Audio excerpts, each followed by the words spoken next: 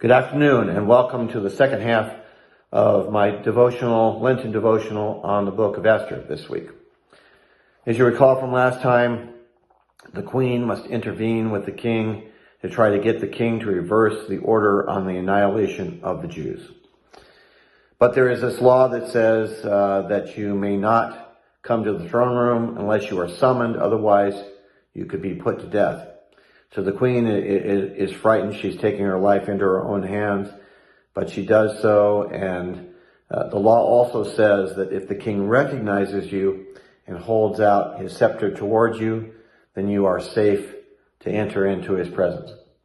He looks up and he sees his stunning, beautiful Queen Esther standing in the doorway, and his heart is filled with warmth for her, and he holds out his scepter towards her. So it is now safe for her to enter. And he says to the queen, "My dear, what is your request of me? I will grant it, whatever it is, up to half of my kingdom." And so the queen says, "Well, I was actually hoping to throw a banquet today for you and your chief minister, Haman. Please invite him and come to my banquet." And so the king passes on the invitation to Haman, and this fills Haman with an even greater sense of his own self-importance to have been invited to a banquet with the king and the queen. And there they sit, enjoying the food and the wine. And finally the king says to Esther, "My dear, what is your request of me? I will grant it, whatever it is, up to half of my kingdom." And the queen is beating around the bush a little bit, and she says, "Well, I was hoping that you and your chief counselor Haman would come to a second banquet tomorrow. Would you please come to my banquet?" So Haman is elated that he has had this personal FaceTime with the king and the queen, and he goes home in an ecstatic mood. That is, until he passes by Mordecai at the king's gate. And Mordecai once again refuses to bow to him.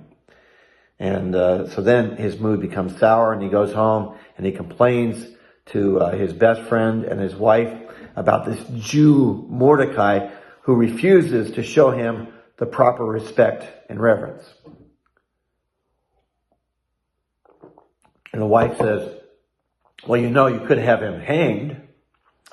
And so Mordecai gets this brilliant idea. He orders the immediate construction of a gallows, 50 cubits high, which of course is far higher than it would need to be to hang his nemesis Mordecai on. But he really wants to make a statement with this.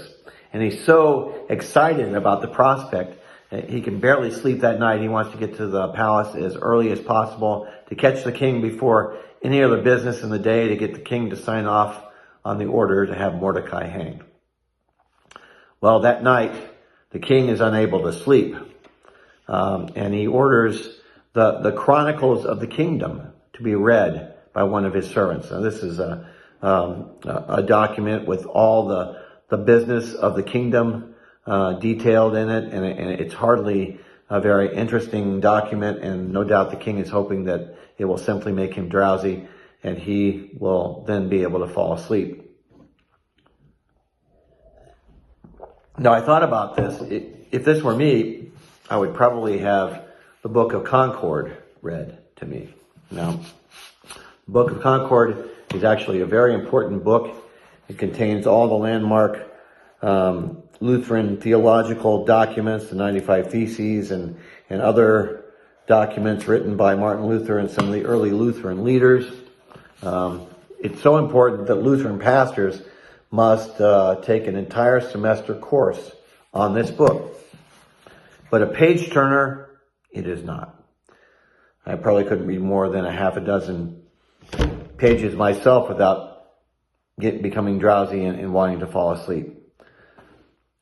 In any case, as the Chronicles are being read to the king, mention is made of Mordecai and his role in foiling the assassination plot against the king.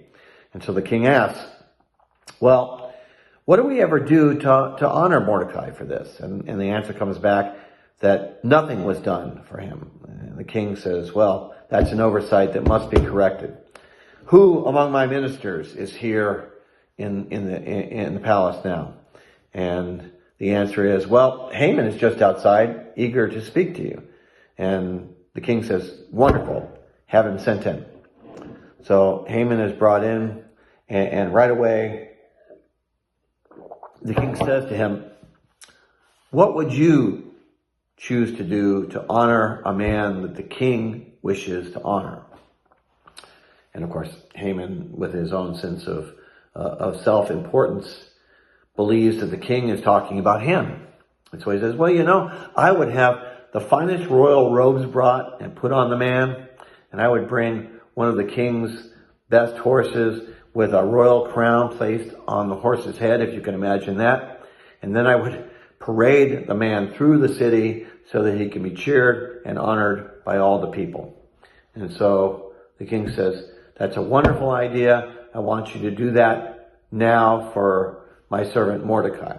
So, of course, Haman is red-faced with the embarrassment and anger, but he's also too frightened to question the king's orders. And so he then must suck it up and carry out this honor for Mordecai, his chief nemesis, whom he wants destroyed. And that brings us to the end of chapter 6. Please read ahead the next couple of chapters of Esther, and that is where we will pick up next week. God bless you all, and have a meaningful and holy Lent.